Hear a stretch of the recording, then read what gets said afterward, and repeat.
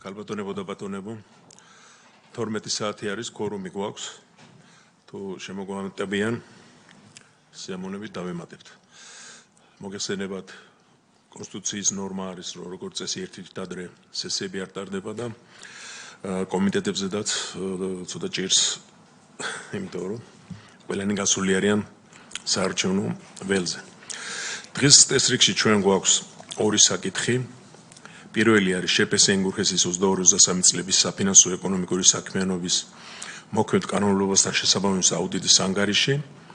პერიოდი მოიცავს 22-23 წლებს, გაიცა 4 რეკომენდაცია. მეორე არის ელექტროენერგეტიკის სისტემის კომერციული ოპერატორის 22-23 წლებში განხორციელებული საფინანსო ეკონომიკური საქმიანობის შესაბამისის აუდიტის ანგარიში. პერიოდი მოიცავს 22-23 წლებს, აქაც გაიცა 4 რეკომენდაცია. რომ გაგვიადვილდეს მუშაობა, მოგახსენებთ ვინესწრებას ხდომას. სახელმწიფო აუდიტის სამსახურიდან ქალბატონი სოფიო დვალიშვილი, გენერალური აუდიტორის მოადგილე. მოგესალმებით ქალბატონი სოფიო. გიორგი კეკელიშვილი, საერთო დანიშნულების სახელმწიფო მსახურების სფეროს აუდიტის დეპარტამენტის უფროსი. ბატონი შალვა ჯავახიშვილი, წამყვანი აუდიტორი. ბატონი ბესიკ ფერაძე, უფროსი აუდიტორი. საქართველოს ეკონომიკისა და მდგრადი განვითარების სამინისტროდან ქალბატონი ინგა ფხალაძე მინისტრის მოადგილე მოგესალმებით ქალბატონი პირველად ზანდებით და კეთილი იყოს თქვენი მოსწავლება კი ბატონო სახელი და გვარი დავასახელე ენერგეტიკას კურირდერ კი ბატონო ბატონი ალექსანდრე სოხაძე ეკონომიკის სამინისტროს ენერგეტიკული პოლიტიკისა და საინვესტიციო პროექტების დეპარტამენტის ხელმძღვანელი ბატონი ირაკლი შენგელია შეპესე ენგურხესის კომერციული დირექტორი და ბატონი თორნიკე ყაზარაშვილი ესკოს დირექტორი რადგან რამოდენიმე პიროვნება პირველად ბრძანდება მოგახსენებთ რომ ჩვენ ვიხილავთ ყველა ანგარიშს რასაც აუდიტი გამოცემს არც ეც არ ვტოვებთ ეს გამოც ევროკავშირიდან მაქსიმალური შეფასება მივიღეთ რომ ეს აუდიტის სამსახურმაც ჩვენც რომ გულისხმობით ვეკიდებით ამ საკითხს ფორმა ასეთია რომ წარმოადგენს თავის მიგნებებს რეკომენდაციებს თქვენ გაცემთ პასუხს ჩვენი მთავარი მიზანი აქ არ არის რაღაც შორს გასვლა ჩვენი ეხება მხოლოდ რეკომენდაციებს და მის შესრულებას როდის იქნება რა იქნება და ასე შემდეგ მით უმეტეს რომ თქვენ ახალი ბრძანდებით და ამიტომ ჩვენთვის თავარი არის რა მდგომარეობაში ეხლა რეკომენდაციების შესრულება და რა ხდება ამასთან დაკავშირებით. პირდაპირ ეთერში გადის სტრიმზე სხვა დანარჩენი თუ რამე შეკითხვა იქნება სიამოვნებით გაგცემთ პასუხს. ეხლა გადავიდეთ საკითხზე ქალბატონო სოფიო მოგესალმებით პრეზენტაციას წარმოადგენს გიორგი კეკელიშვილი საერთო დანიშნულების სფეროს აუდიტის დეპარტამენტის ხელმძღვანელი მადლობა. გთხოვთ ბატონო გიორგი. მოგესალმებით დავიწყებთ ენგურხესით როგორც ბრძანეთ ჩავატარეთ შეპესე ენგურხესის 2022-2023 წლების საფინანსო ეკონომიკური საქმიანობის შესაბამისობის აუდიტი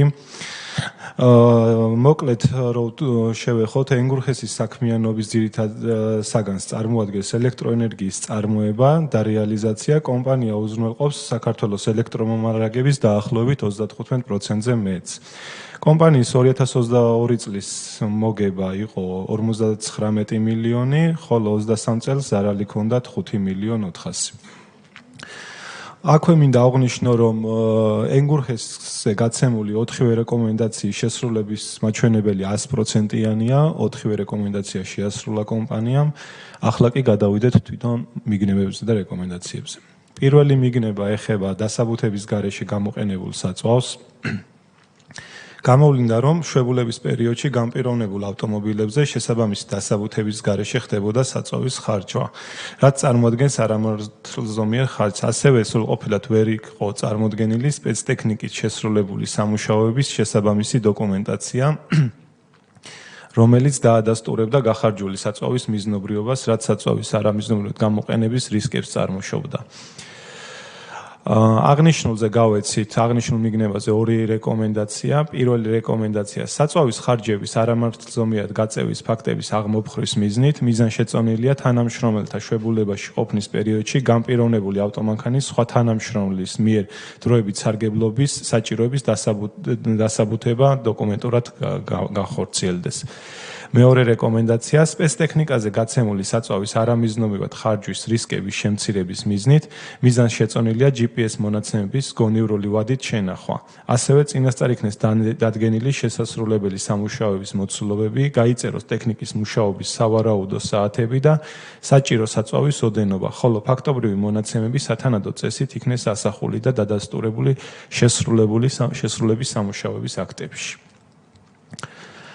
შემდეგ მიგნებაზე, ანუ ამას რეკომენდაცია არ ახლავს, უბრალოდ გვინდოდა თქვენი ყურადღება ორი ისეთ მნიშვნელოვან მიგნებაზე გაგვემახვილებინა, რომელზეც რეკომენდაცია არ გაგვიცია.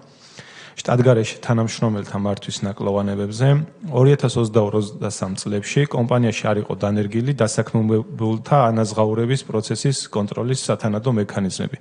რასაც ხატყობს ის გარემოება, რომ კომპანიაში დასაქმებულ ორ მრჩეველსა და ორ კონსულტანტთან გაფორმებულ შრომით ხელშეკრულებებში სათანადოდ არ იყო განსაზღვრული ფუნქცია მოვალეობები. აუდიტის ჯგუფმა ორ მრჩეველსა და ორ კონსულტანტზე ვერ მიიღო რწმუნება ჯამში 279,913 ლარის შრომით ხელშეკრულებით დასაქმებულთა პირთა ანაზღაურების მართლზომიერ ხარჯვაზე. შემდეგი არის შესყიდვებს ეხება პრეტენდენტთა შეფასებისა და გამარჯვებულის გამოვლენის ხარვეზებს. რიგ შემთხვევებში შპს ენგურხესის სატენდერო კომისიის მიერ პრეტენდენტების შერჩევა შეფასების პროცესი გარკვეული ხარვეზები და ნაკლოვანებით მიმდინარეობდა.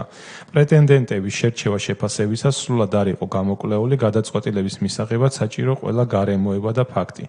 შესაბამისად გადაწყვეტილება მიიღებოდა გარემოებებისა და ფაქტების დეტალური ამომწურავი მსჯელობისა და ანალიზის გარეშე. პრეტენდენტის მიერ წარდგენილი დოკუმენტაციის მოქმედ კანონმდებლობასთან და სატენდერო პირობებთან შესაბამისობის დადგენის გარეშე. როგორც ვახსენე, ამებზე აღნიშნულ მიგნებებზე რეკომენდაციები არ ყოფილა, ეხლა გადავალ ისეთ მიგნებებზე, სადაც გავეცით რეკომენდაციები. ელექტრომომარაგების ქსელის მართვის ხარვეზები.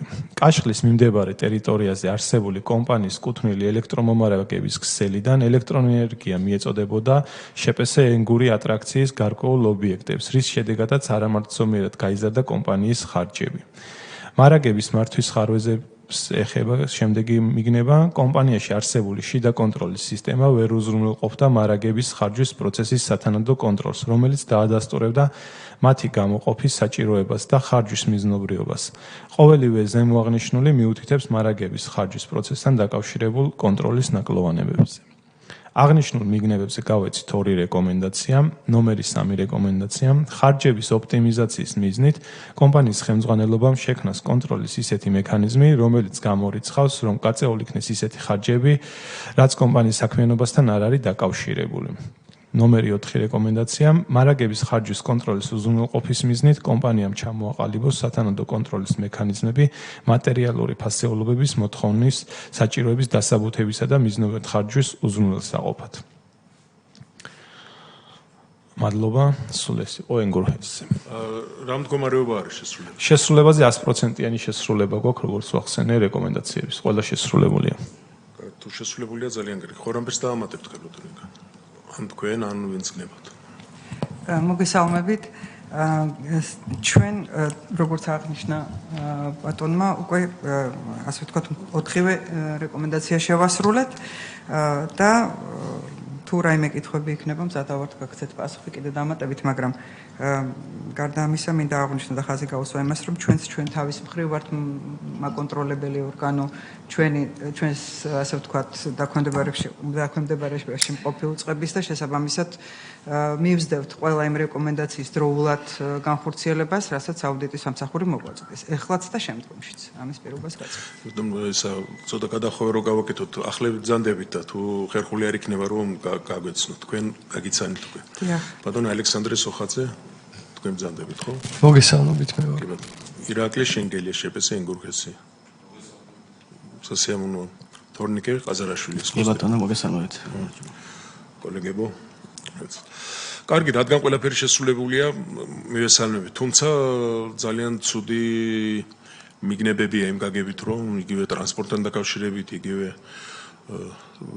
შესყიდვები არის თუ ხელფასებთან დაკავშირებით და კარგია რომ შეასრულეთ და იმედი მაქვს რომ ესეთი რამე მეორედ აღარ მოხდება. ბატონო ბეჟან ხო? მოგესალმებით კოლეგებო, მოგესალმებით ძირფასო მოწვეულო სტუმრებო. ეხლა უკვე მე 5 წელია ამ ჯგუფში ვარ და ძალიან ხშირად არის შემთხვევა და თითქმის ყოველ შეხვედრაზე და ყოველი განხილვის დროს განსაკუთრებით ამ მიმართულებით, რასაც მიგნებებზე საუბრობ, მაგრამ იშვიათია რომ მიგნებები ძალიან მცირე იყოს და ის იყოს რაღაც განსაკუთრებული. ყველა მიგნება რომელიც არის, მის შემდეგ არის შევასრულე. კი ბატონო, მაგრამ მან მიგნებამდე ჩვენ ხო შიდა აუდიტი გვყავს, სამსახურები გვყავს, საფინანსო, რომელიც ამას ყველაფერს აკონტროლებს. ეს მაინტერესებს, სანამ მივაგნებდეს, მანამდე ჩვენ თვითონ რატო არ ვაკეთებთ, თუმცა ხშირად არის, კარგია რომ გაგეკეთებიათ, მაგრამ ხშირად არის შემთხვევები, როდესაც მიგნებები დაწერა კონტროლის პალატამ და მეორე განხილვაზე, რომ გადის რამოდენიმე წელი, კვლავ იგივე მიგნებებს წერს აუდიტი. ეს ძალიან ცუდია, იმიტომ რომ მივეჩვიეთ ყოველი ამას და ცოტა რაღაცნაირად საკანონმდებლობაში თუ გვინდა რამეცვლება განვახორციელოს, იმიტომ რომ არ შეიძლება, თუმცა ბოლო პერიოდში აუდიტი ამას აღნიშნავს, რომ წინა მიგნებები შესრულებულია და აღარ არის განმეორება, მაგრამ მე თხოვნა მექნება და ეს მოთხოვნაც არის, რომ სამსახურებმა შიდა კონტროლმა გაცილებით მეტი იმუშაოს, რომ აღარ დახვდეს აუდიტორ სამსახურს, სახელმწიფო აუდიტს, ის შენიშვნები და ის მის შესწორებები, რომლებიც ის შენიშვნები და ის მიგნებები, რომელიც ის აღრიცხავს თავის დასკვნაში. აი ეს იქნება და მე მაინტერესებს თქვენ სამსახურს შიდა აუდიტი ყავს? და ეს შიდა აუდიტმა თუ ვერ ნახა ძალიან ცუდია, იმიტომ რომ აქ ისეთი თემებია, ხელფასის არაკანონიერად გაცემა, არაკანონიერად, ესე იგი არ არის დასაბუთებული. შეიძლება კანონიერად იყო, მაგრამ დასაბუთებული არ არის. ას გავიგე, მაგრამ ყველაფერს უნდა დამტკიცება, რომ ეს ეკუთვნოდა ამათობას. აუდიტი წერს, რომ არა აქვს. ასევე საწვავის ხარჯვის ნორმები არ არის სწორად განხორციელებული. საწვავი აქ ცოტა არ იქნება ძალიან დიდი რაოდენობის, ამიტომ ამას უნდა მივაქციოთ ყურადღება, იმიტომ რომ ეს ყველაფერი თანხა არის სახელმწიფო ბიუჯეტიდან და ეს ადამიანები, რომელსაც კონტროლის სამსახური ქვია, ყოველივე ამას ამოწმებენ. შიდა აუდიტის სამსახური ძალიან მნიშვნელოვანია, ამიტომა სამსახურში რომ რაც შეიძლება ნაკლები შეცდომები და ნაკლები მიგნებები ნახოს შემდეგ აუდიტორმა სამსახურმა. და მინდა გისურვო წარმატებები, იმიტომ რომ ეს ძალიან სერიოზული ობიექტია ჩვენი ქვეყნისთვის და ამიტომ იქ როგორ იქნება ფინანსური მდგომარეობა ჩვენთვის ძალიან მნიშვნელოვანია როგორც პარლამენტისათვის, თითოეული წევრისათვის. დიდი მადლობა, აუცილებლად გავითვალისწინებთ. გვყავს შიდა აუდიტის სამსახური, რომელიც ძალიან სკრუპულოზურად გადის თითქმის სულ ყველა რეკომენდაციას, რომელსაც გვაძლევს აუდიტი, მაგრამ ეხლა გპირდებით, რომ უფრო მეტ ყურადღებას მივაქცევთ. ჩვენ ახალი გუნდი ვართ და მთლიანად, ასე ვთქვათ, მობილიზებული სიტუაციის ოპტიმიზაციაზე, რეალურად ახალი საკანონმდებლო კუთხით აი ამ ყველაფრის განხილვაზე და შესაბამისად ისეთი შედეგების დადებაზე, როგორცაც მოივლის ჩვენგან სახელმწიფო.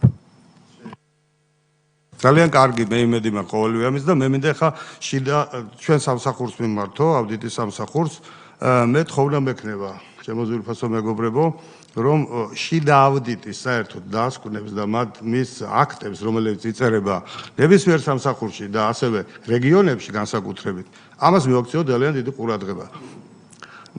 მე მაგალითად მაქვს რამოდენიმე სერიოზული ინფორმაციები და აუცილებლად უახლოეს პერიოდში მოგაწვით, რომ ამ კუთხით ძალიან სერიოზულად არის იქ საქმე და ამას აუდიტის სამსახური ან ვერ შეამოწმა ჯერ, ან შესამოწმებელია, თუმცა სოციალური უამრავი ადამიანი მოდის სოციალური დახმარებები რომ იცემა, არის საშინელი დარღვევით გაკეთებული და როდესაც ვნახულობ დოკუმენტაციას, ის აუცილებელია სიღრმისეულად ჩაუწვდეთ, იმიტომ რომ იქ არის ისეთი დეტალები, რომელიც სიღრმისეულ გამოკვლევას საჭიროებს. ამიტომ მე თხოვნა მექნება და რა ვიცი, მოთხოვნა არ შეგვიძლია, თხოვნა შეგვიძლია და აუცილებლად ეს გაითვალისწინეთ. პირველ რიგში მოითხოვეთ ის აქტები, რომელიც აუდიტის სამსახური ქვია და ისინი წერენ ამას ყოველწლიურად და ის დეტალები, რომელიც იქ არის შენიშვნები, ასევე ისინი შენიშვნებს და მიგნებებს წერენ, ის მიგნებები იყოს სიღრმისეულად შესწავლილი. მე რამოდენიმე ფაქტს ამის შესახებ მოგახსენებთ, აუცილებლად უახლოეს პერიოდში. მადლობთ.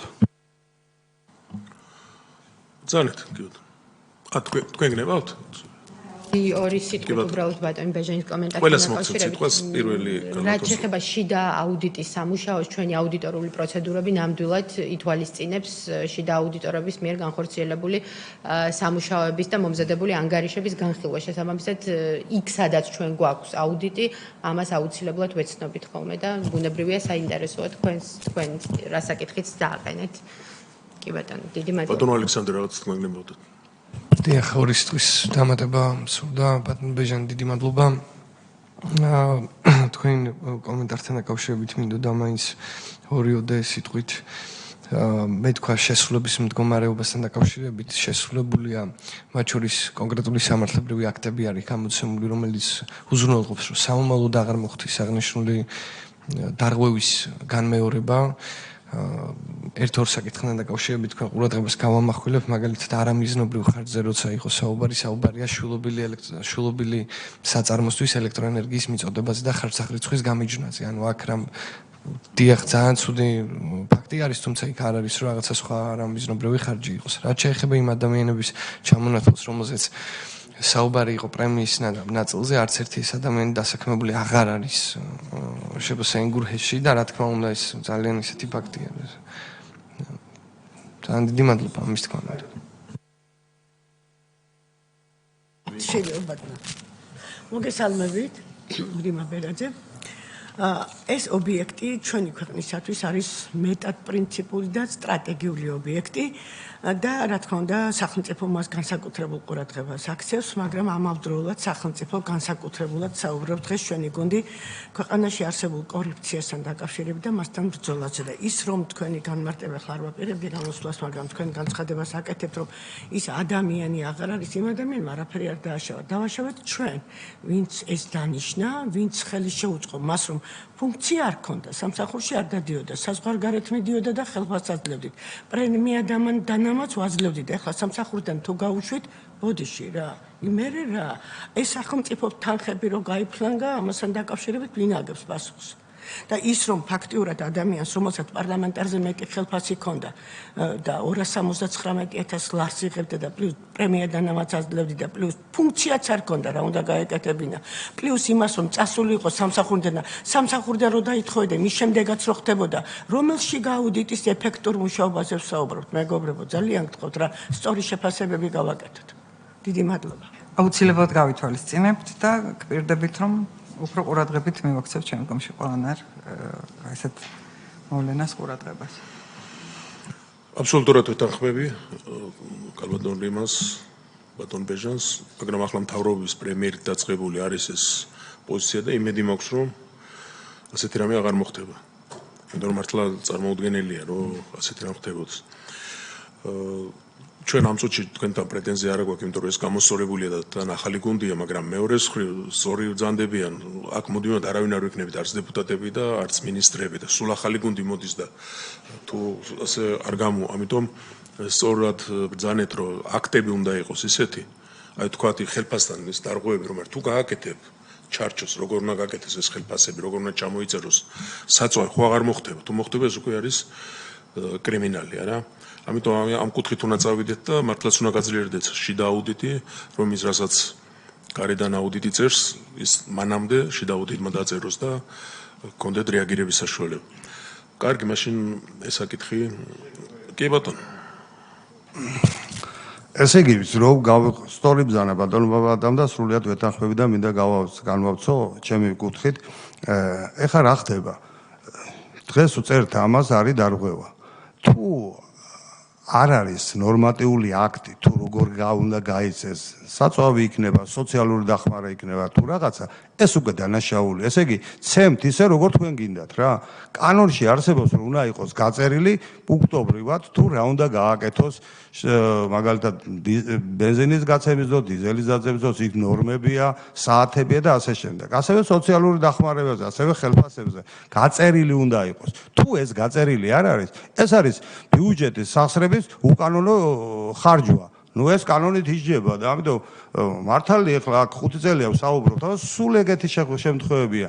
გამოვასწორებთ, გამოსწორდება, მე იგივე მეორდება ხშირად ნუ ეს დაუმთავრებლად არ შეიძლება, ამიტომ რომ ბიუჯეტის სახსრებია, ასეულობო ათასზე და მილიონებზეა საუბარი. ჩვენ გვინდა რომ ჩვენ მოსახლეობასთან მივიდანოთ სოციალური დახმარებები და ეს თანხები და ვეძებთ თანხებს ბიუჯეტში და ასულ არასდროს არ არის საკმარისი, კიდევ მეტი გვინდა.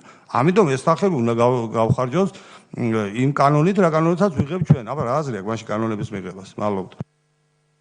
კარგი, მადლობა. ეს საკითხი განხილულია ჩვენთვის, რაც თავარია მოსაზრებები გამოითქვამა, რაც თავარია შესრულდა რეკომენდაციები და იმედი გვაქვს, რომ აღარ განმეორდება ასეთი რამ. გადავდეთ მეორე საკითხზე, ქალბატონო სოფო, მეორე საკითხზე ვინ არის მოხსენებული? ისევ გიორგი, ხო? კი ბატონო, მეორე საკითხი ეხება ელექტროენერგეტიკული სისტემის კომერციული ოპერატორის 2022-2023 წლების საფინანსო ეკონომიკური შესაბამისობის აუდიტს. ესკოს მიზანია საქართველოს უწყვეტი ელექტრომომარაგებისა და სისტემის გამართულად მუშაობის უზრუნველყოფა. კომპანიის მოგება 2023 წელს შეადგენდა 6.564.000 ლარს, ხოლო 2022 წელს 2.164.000 ლარს მოგებას. გადავიდეთ მიგნებებზე. პირველი მიგნება უკავშირდება დაგეგმვის ხარვეზებს. ბაზრის კონცეფციის განვითარებაში ესკოს ერთ-ერთი ფუნდამენტური როლი გააჩნია. კომპანიამ უნდა დაგეგმოს და განახორციელოს კონცეფციით განსაზღვრული მიზნების შესრულებისთვის საჭირო ღონისძიებები.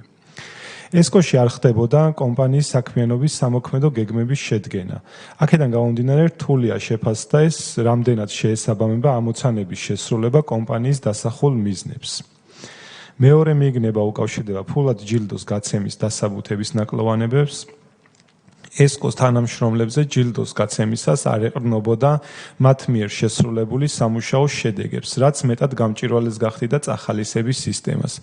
შედეგად ჯამურად ასეთი სახით გაცემულია ჯილდოს დაახლოებით 91%, 1.595.000 ლარი, რაც არაერთგვაროვან პრაქტიკაზე მიუთითებდა. აღნიშნულ ორ მიგნებაზე გაცემულია შესაბამისი ორი რეკომენდაცია. პირველი რეკომენდაცია კომპანიის წინაშე დასახული მიზნებისა და მათი შესრულების მდგომარეობის შესაფასებლად მნიშვნელოვანია ესკომ შეიმუშაოს სამოქმედო გეგმა, სადაც ასახული იქნება კომპანიის მიერ წლის განმავლობაში განსახორციელებელი საქმიანობები, რაც ასევე ხელს შეუწყობს დასახული ამოცანების ეფექტიანად შესრულებას. მეორე რეკომენდაცია ესკომ თანამშრომელთა წახალისების სისტემის გამჭვირვალობისათვის დანერგოს ერთგვაროვანი პრაქტიკა. შრომის ანაზღაურების შინაგან წესში გაწეროს კონკრეტული კრიტერიუმები, რის საფუძველზეც გაიქცემა წახალისება დასაქმებულ პირებზე. აღსანიშნავია, რომ ორივე რეკომენდაციას სტატუსი აქვს მიმდინარე, ანუ ჯერჯერობით შესრულების საბოლოო ეტაპზე არ არის. მადლობა. თუ კითხვებია და თუ არ და გადავალთ შემდეგ საკითხებს. გავიაროთ ეს ხო ჯერ. გთხოვთ ამ ორ რეკომენდაციასთან დაკავშირებით და მეორე ორი შემდეგ გავიაროთ. დიახ. მოგახსენებთ პირველ რეკომენდაციასთან დაკავშირებით. პირველი რეკომენდაცია გულისხმობდა კომპანიის წინაშე დასახული მიზნების და მათი შესრულების მდგომარეობის შესაფასებლად. მნიშვნელოვანია ესკომ შეიმუშაოს სამოქმედო გეგმა, სადაც ასახული იქნება კომპანიის მიერ წლის განმავლობაში განსახორციელებელი საქმიანობები, რაც ასევე ხელს შეუწყობს დასახული ამოცანების ეფექტიან შესრულებას. სტატუსთან დაკავშირებით. ანუ როგორი შესრულების რეკომენდაციის შესრულების გეგმა გვაქვს. მიმდინარე წლის ბოლომდე ესკოს დეპარტამენტების კოორდინაციით, მათი ფუნქციებისა და საქმიანობების ანალიზის საფუძველზე, ასევე სამინისტროს როგორც პოლიტიკის გამსაზღვრელი პარტნიორის მიერ დადგენილი ამოცანების გათვალისწინებით შეიქმნება ორგანიზაციის წლიური სამოქმედო გეგმა. ამ შემთხვევაში ეს იქნება 2026 წლისთვის.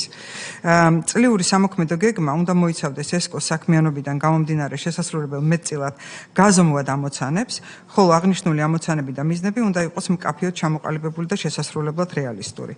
გეგმა უნდა ემსახურებოდეს ესკოს, როგორც საქართველოს ელექტროენერგეტიკული ბაზრის ოპერატორის ფუნქციის განმახორციელებელი სუბიექტის მიზნებისა და ამოცანების ჯერუნად შესრულებას.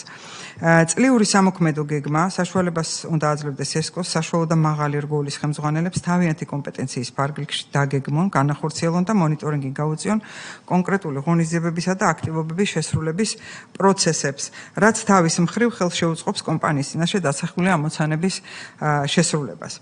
ანუ რეკომენდაციების შესრულებისათვის საჭირო დრო განსაზღვრული იქნა 5 თვის ვადით. და ესე იგი 12 დეკემბერი იქნა აღნიშნული როგორც დედლაინი, ანუ ბოლო ვადა შესრულების.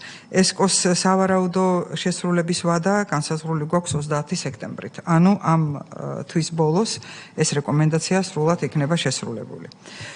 მეორე თუ კითხვები არ არის მეორე რეკომენდაციაზე არა ხო რა შეიძლება მეორე რეკომენდაციასთან დაკავშირებით არა მეორე ხელფასებზე არა მეორე რეკომენდაცია გახლავთ თანამშრომელთა წახალისების სისტემის გამჭვირვალობის დანერგვის ერთგვაროვანი პრაქტიკა შრომის ანაზღაურების შინაგანაწესში გაიწეროს კონკრეტული კრიტერიუმები რის საფუძველზეც გაიცემა წახალისება და წახალისება დასაქმებულ პირებზე როგორი არის რეკომენდაციის შესრულების გეგმა მიმდინარე წელს ესკოში დეპარტამენტების ჩართულობითა და კოორდინაციით შემუშავდება თანამშრომელთა წახალისების სისტემა ანუ წესი რომელსაც ექნება დირექტორის ბრძანების ფორმა და განსაზღვრული იქნება წახალისების საფუძველი და კრიტერიუმები, რომელიც თანამშრომელთა მიერ ფუნქციების შესრულების გარდა ძირითადად დაკავშირებული იქნება კომპანიის სამოქმედო გეგმასთანაც.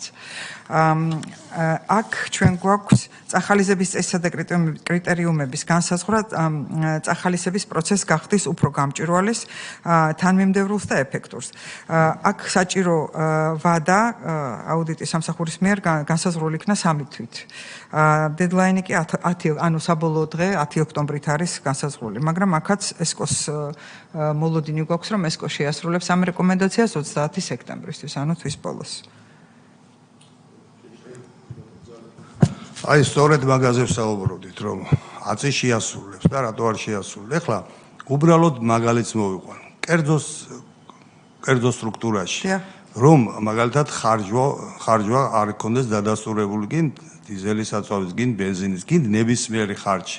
ამ შემთხვევაში კომპანია იღებს ძალიან დიდ დარტყმას საგადასახადო ინსპექციიდან, ისინი აჯარიმებდნენ, ამოუგდებენ იმ თანხას, თუ ხარჯი ქონდა გატარებული, გადაუმრავლებენ იმ კოეფიციენტზე, რაც იმ ჯარიმაზე დააკისრებენ და 3 მაგი და 5 მაგია ინგრევა კომპანია.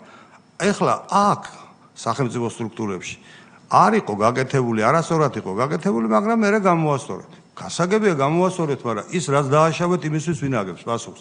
ამდენი თანხები რო გაიც. ამიტომ ეს ძალიან მნიშვნელოვანი, ეს არის არა მარტო მიგნება რაღაც მივაგენი და დავალ, იმასაც უნდა მოეთხოვოს პასუხი, რომელმაც არაკანონიერ გააკეთა. თუ კანონი არ გაქვს, წესი არ გაქვს, როგორ უნდა მიცე?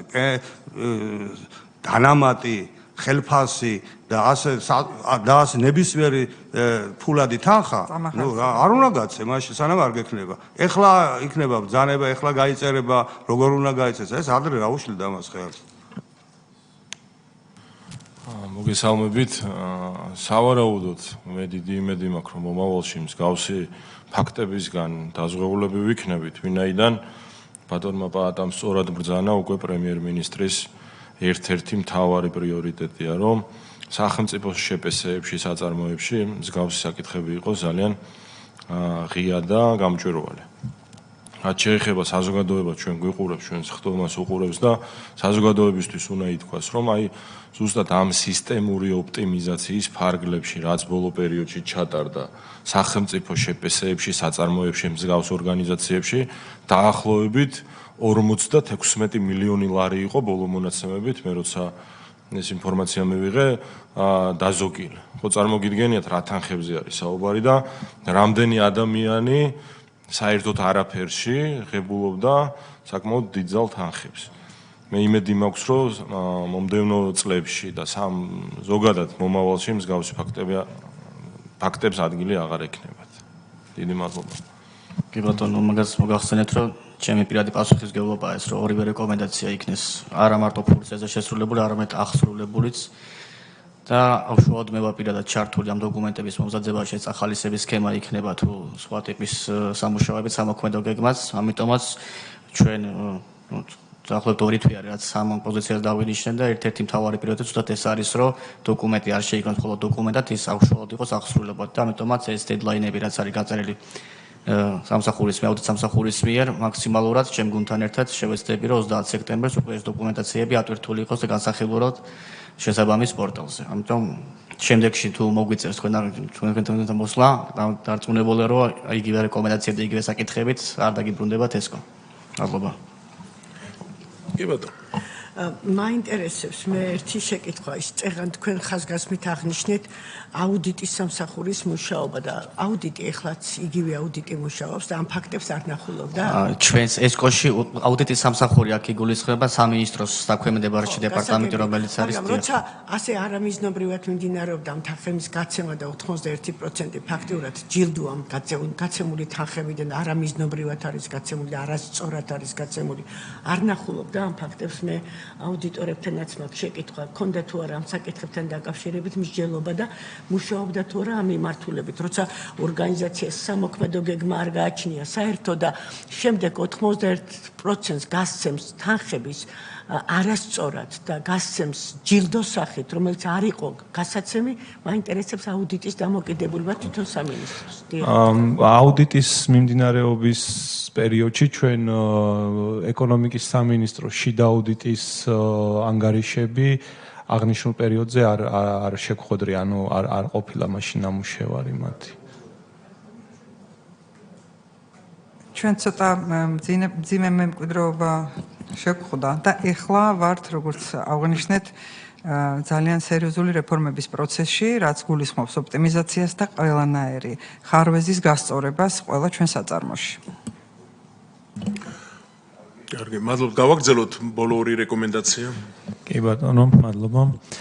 შემდეგ იმიგნება გვინდა კიდევ თქვენი ყურადღება გავამახვილოთ ისეთ ორ მიგნებაზე, რომელზეც არ გაგვიცია რეკომენდაცია, თუმცა მივიჩნევთ მნიშვნელოვან ინფორმაციად.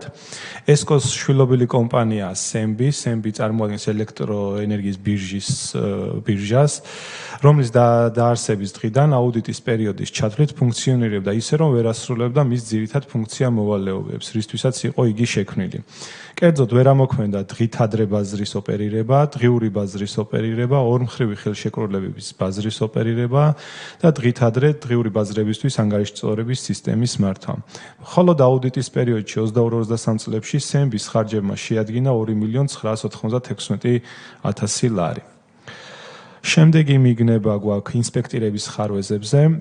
2022 და 23 წლებში ესკოს არ შეუდგენია აღრიცხვის კვანძების შემოწმების გეგმა გრაფიკები.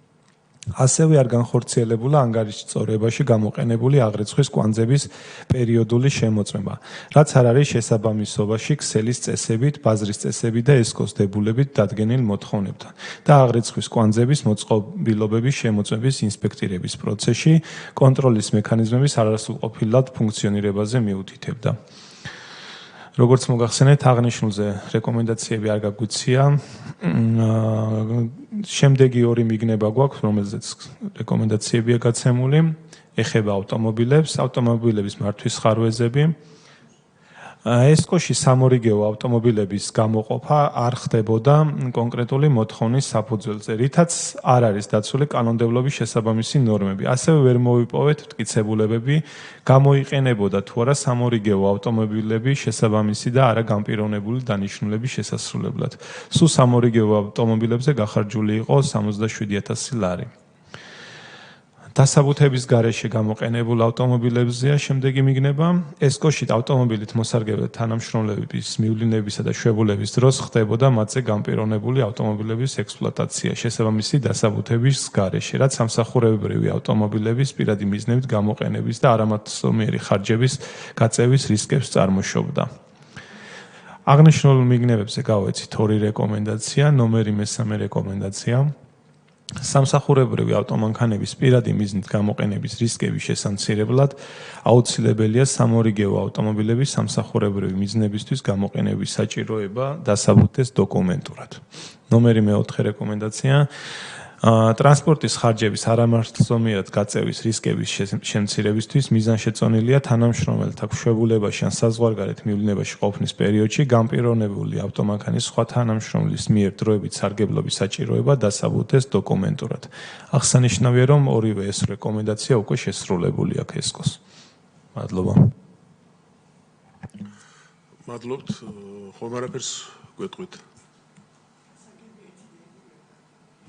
ხარვეზებთან დაკავშირებით უბრალოდ ინფორმაციის თუ გნებავთ რომ მოგაწვდით, ანუ აქ იყო საუბარი რომ ინსპექტირების გეგმა გრაფიკები არ არსებობდა და აქედან გამომდინარე ხარვეზი იყო. მოგეხსენებათ რომ 2022 წელს ჯერ კიდევ მოქმედებდა COVID შეზღუდვები, რადგანაც ფიზიკურად ვერ ხდებოდა ობიექტზე გასვლა და ასე ვთქვათ სხვადასხვა პირობებით მომსახურებების დაკმაყოფილება, უხეშად რო ვთქვათ, მაგრამ 2022 წლის ბოლოს უკვე შეიქმნა 23 წლის გეგმა და ასევე დაემთხვა ამ პერიოდს ის, რომ 2023 წელს წესით და რიგით უნდა გახსნილიყო უკვე ელექტროენერგეტიკული ბირჟა და უნდა მოქმედებულიყო დღითადი და დღიური ბაზრები, რომელიც თქვენს მოგეხსენებათ, რომ არაერთხელ მოხდა მისი გადადება, მიმდინარე წელსაც გადაიდო უკვე 2 წლით 2027 წლის 1 ივლისამდე და ამ ბაზის ამოქმედების შემდეგ ამ ახალი ენერგეტიკული მოდელით ხდებოდა, რომ ესკოს საერთოდ უნდა გასულიყო აღრიცხვის დეპარტამენტის, ასე ვთქვათ, უნდა გაუქმებულიყო და უნდა გადასულიყო ეს სახელმწიფო ელექტროსისტემაში.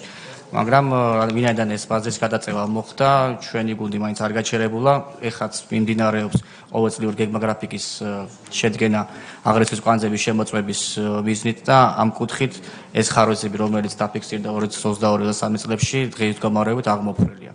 რაც შეეხება ელექტროენერგეტიკული ბირჟის ფუნქციონირებას და იქ უკვე ჩვენს მიერ ინვესტირებული თანხებს, მოგეხსენებათ, რომ ამ კომპანიაში იმ დროისთვის იყო ორი პარტნიორი, ასე ვთქვათ, ჩვენი კომპანია ესკო და ასევე სახელმწიფო ელექტროსისტემა, რომელიც როგორც პარტნიორი თანხას ასხავდა ამ კომპანიის განვითარებაში. ეს კომპანია ძირითადად შემოიფარგლებოდა როგორც ადმინისტრაციული, ასევე ნორდპულის ესეთი ნორვეგიული ერთ-ერთი სავაჭრო პლატფორმის ასე ვთქვათ, უფლებამოსილ პირად, რომელიც ღირებულება ყოველწლიურად დაახლოებით შეადგენს $2 მილიონ ამ ასე ვთქვათ, ამ პლატფორმის მომსახურება და მას შემდეგ რაც უკვე ბაზარი გაეშვება და სრული ფუნქციონირებით იქნება, სემიკეს მიერ მოხდება ამ კომპანიისთვის ტარიფის განსაზღვრა, რომლის შემდეგაც უკვე მოხდება ჩადებული ინვესტიციების ამოღება უკან როგორც პარტნიორის მხრიდან დივიდენდის გადანის კუთხით. ეს უბრალოდ მინდოდა თქვენთვის ინფორმაციისთვის რომ მომეწოდა. გასაგებია, ბირჟა არ გახსნილა, კიდევ გადაავადეთ, მაგრამ ეს ხელშეკრულება იყო დადებული და 2 მილიონი მითო გადაუხადეთ? ეს ყოველწლიური მომსახურების გასაგებია, თუ არაფერი არ გააკეთა, ხელშეკრულება გაგეწყვიტათ, ან ეს 2 მილიონი რატომ მიეცეთ? ფაქტიურად 2 მილიონი მიეცეთ ხელშეკრულების თანახმად, მაგრამ ხელშეკრულებში ჩადებული ყველა პუნქტი არ შეასრულეს. ეგ დაიკარგა ეს 2 მილიონი. ამაზე მაინტერესებს. ბატონო ბეჯენ, მათი მხრიდან კი არ მოხდა შეუსრულებელი ვალდებულებების. ჩვენ რადგან ვერ მოვახერხეთ დროულად ბაზრის გახსნა, იმათი მხრიდან ასე ვთქვათ, ყველაფერი მომსახურება რაც კი გასაწევი იყო შესრულებული. უბრალოდ აქ ხო უნდა აღვოს პასუხი ამაზე, რო ვერ შეასრულა. მე 2 მილიონი დაკარგა სახელმწიფო და წავიდა არასწორ. თუ შეიძლება გააქცევთ მაგაზე პასუხს. ჩართული იყო ბირჟის ფუნქციონირება სატესტო რეჟიმზე, ანუ სანამ გაიხსნებოდა ბირჟა, სანამ მოთამაშეებისთვის, ანუ გენერაციის ობიექტებისთვის, მსხვილი მომხმარებლებისთვის ცნობილი გახდებოდა თუ რა სახის რეგულაციებით უნდა ივაჭრონ ბირჟაზე, იმიტომ რომ გენერაციის ობიექტებისთვის ან მომხმარებლებისთვის ბირჟაზე ვაჭრობა საკმაოდ შეიძლება ხარჯიანი აღმოჩნდეს, ანუ სატესტო რეჟიმი რამოდენიმე ეტაპად იყოფოდა ნორდპულის მომსახურება. პირველი იყო სატესტო რეჟიმი, შემდგომში არის უკვე ბირჟის გახსნა. დღეს რაღაც ნაწილი ბირჟის გახსნილია, ფუნქციონირებს და მიმდინარეობს არასავალდებულო წესით ვაჭრობა. აქამდე 2022-23 წლები რაც არის შეფასებული, ეს იყო სატესტო რეჟიმი. სიმულაციური რეჟიმი. შესაბამისად, სიმულაციური რეჟიმი აუცილებელია ბაზრის მონაწილეებისთვის, რომ სწორედ დაგეგმონ თავისი გენერაცია, სწორედ დაგეგმონ თავისი მოხმარება და ეს გრძელვადიანი პროცესია. თუმცა კი რა თქმა უნდა, მიზნობრიობასთან დაკავშირებით ახლა ბუნებრივია ჩვენ ვიზიარებთ აუდიტის სამსახურის მოსაზრებებს, რომ არსებობს რაღაც კითხვის ნიშნები და რომ კიდევ უფრო დეტალურად გავუყვებით ამ პროცესს. ამის თქმა მინდოდა. მადლობა.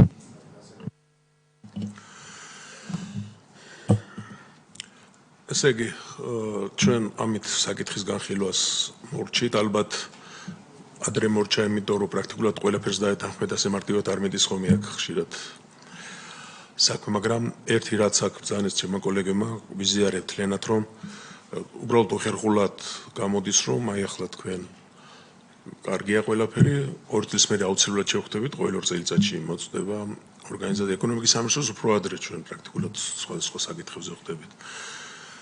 და იმედია რომ იგივე არ გამეორდება, ან მაგის მსგავსი. შეიძლება ეს არა, მაგრამ შემდეგში სხვა აღმოაჩინონ. ამიტომ თხოვნა გვაქვს რომ რა საკითხებიც არ ძირითადად არის იმის გარდა რაც აქ იყო აქტივების მართვა, ანუ ზოგს აწერია და რეალურად არ აქვს, ზოგს კიდე არ აქვს და აწერია და ასე შემდეგ და არის დებიტური კრედიტული დავალიანება და ასე შემდეგ. ამიტომ ახლა ვეკითხოთ რომ ამნაირ საკითხებს მეაქციეთ ყურადღება და არ დაველოდოთ რომ რასიპოვის შემდეგ შემოსვლაზე აუდიტის სამსახური.